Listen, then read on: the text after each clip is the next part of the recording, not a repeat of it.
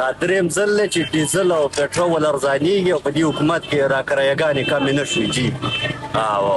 هغه شان په خپل لیول حکومت یې ارزان کړي او بیا درته کرایي په خپل لیول ده نه ارزانېږي په کار ده چې کرایي هم اوس ارزانه شي چې تیل ارزان شي نو دا د عوامو دپاره غټ یو د خیر خبره ده خو چې وشي دا وخت موږ سوات ته روان یو خو چونکې بدقسمتي دا ده چې تیل ارزان شوي دي او دا کم خلک چې دی د تیل چې کله ارزان هم شي خو دی هغسې کار نه کوي چې بیا په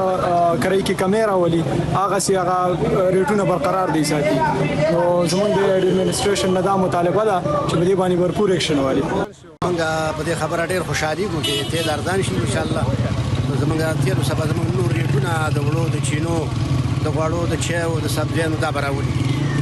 ځکه چې ټولو دا شیونه چې دي دا په کرایانو باندې یو کار نه بل کار ته ځي راځي تیل ارزان شي کرایي به کمه شي کرایي به کمه راځي